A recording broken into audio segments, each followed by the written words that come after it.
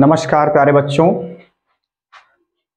आज हम गॉस प्रमेय के जो बाकी बचे हुए बोर्ड एग्जाम के लिए क्वेश्चन थे, इसके पहले वाली वीडियो में हम लोगों ने लगभग 4 क्वेश्चन किए थे और इस चैप्टर से लगभग 7-8 क्वेश्चन इंपॉर्टेंट हैं ऑब्जेक्टिव के, जो हम आपको करवा देना चाहते हैं, जो पिछले कई साल से बोर्ड एग्जाम में पूछे जा रहे हैं।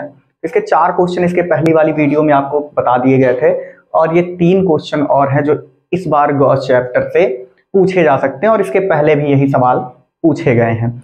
इनका हम लोग बढ़िया एकदम अच्छे से अध्ययन करेंगे और एक एक चीज को, छोटी छोटी बातों को हम लोग जानने का प्रयास करेंगे इसमें, और जो भी चीजें हैं आपको समझाने का हम प्रयास कर रहे हैं। देखिए पहला क्वेश्चन है, कह रहे हैं किसी बिंदु पर वैद्युत क्षेत्र की तीव्रता निम्न में से किसमें r की पावर 0 के अनुक्रमानुपाती होगी। बेटा r की पावर 0 का मान, किसी भी चीज की अगर पावर, जैसे x की पावर 0 मान 1, तो उसी तरह जैसे r की पावर 0 तो इसका मान क्या हो जाएगा, 1 हो जाएगा।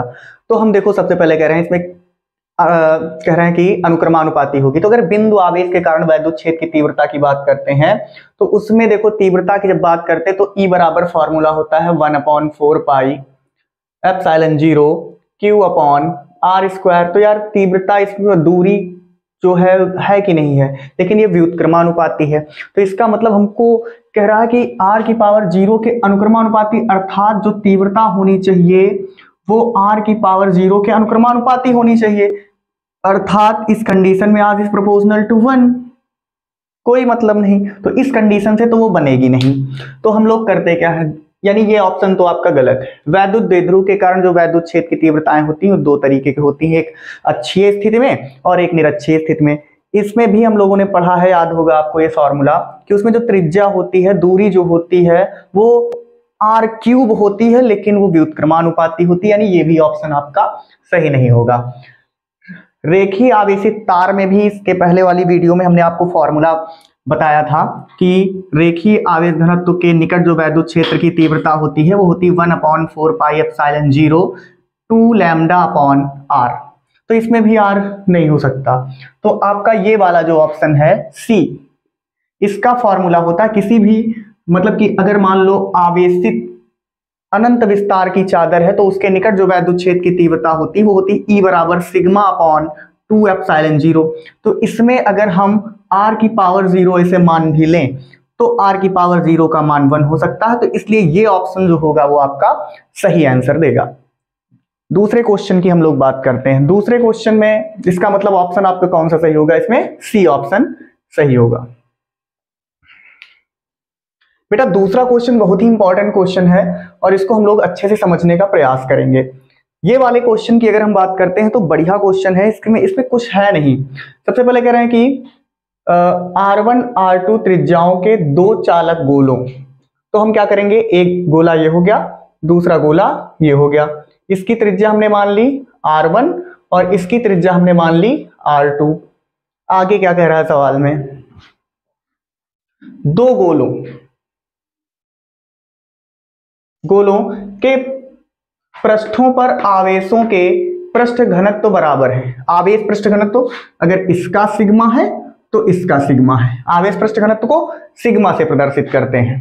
कह रहे हैं वैद्युत क्षेत्र की तीव्रताओं का अनुपात ज्ञात कीजिए। अच्छा भाई, तो हमको पता है कि वैद्युत क्षेत्र, अगर यहाँ पर हम वैद्युत क्षेत्र की तीव्रता के लिए फॉर्मूला लिखेंगे तो हो जाएगा E1 बराबर इस गोले के लिए 1/4 पाई एप्सिलॉन 0।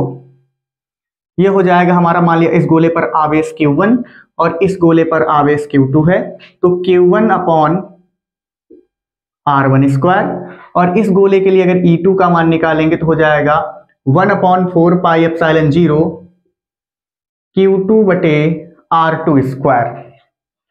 बेटा यहां पे हमको दोनों तीव्रताएं दे दी गई, लेकिन एक चीज इसमें कह रहा है कि आवेश पृष्ठ घनत्व तो दोनों के क्या है, बराबर है। चलिए ठीक है, तो इसका आवेश पृष्ठ, पहले वाले गोले का हम देखते हैं, तो आवेश पृष्ठ घनत्व तो सिग्मा बराबर फॉर्मूला होता है Q अपॉन A। तो सिग्मा बराबर हो जाएगा Q का मान, Q1 है इस गोले में, तो Q1 बटे पहले वाले गोले का क्षेत्रफल 4 पाई R1 स्क्वायर, और इसी तरह से इस गोले का निकालेंगे Q2 अपॉन A। A1 इसको कर दो, इसको A2 कर दो, तो सिग्मा बराबर ये हो जाएगा हमारा कितना, ये हो जाएगा Q2 बटे 4 पाई r2²। अब यहां पे आते हैं, यहां पे देखो Q1/4 पाई, ये वाला मान, इसको आप छोड़ दीजिए, ये इतना मान जो है आपका ये किसका है, सिग्मा का। और यहां पर भी अगर हम देखें तो ये इतना मान किसका है, सॉरी ये इतना मान किसका है, सिग्मा का, यानी ε0 इधर और ε0 इधर छूट रहा है। तो इसका मतलब ये हुआ कि अगर इन दोनों में हम इसका मान रख दे जा करके तो E1 बराबर हो जाएगा सिग्मा अपॉन ε0।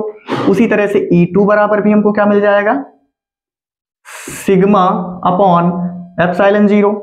बेटा ये हो गया हमारा समीकरण 1 मान लेंगे, इसको मान लेंगे 2। अब दोनों का अनुपात निकालना है तो E1 बटे E2 बराबर सिग्मा अपॉन ε0 बटे सिग्मा बटे ε0, ये कट जाएंगे तो E1 अनुपात E2 बराबर 1:1।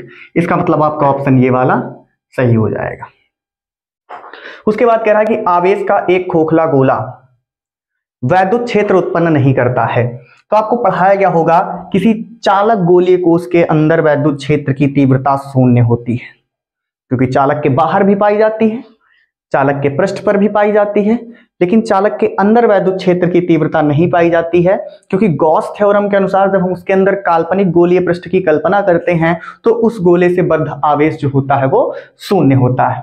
इस कारण गोले के अंदर कहीं पे अगर ऑप्शन हो किसी आंतरिक बिंदु पर, यह ऑप्शन आपका सही होगा। धन्यवाद।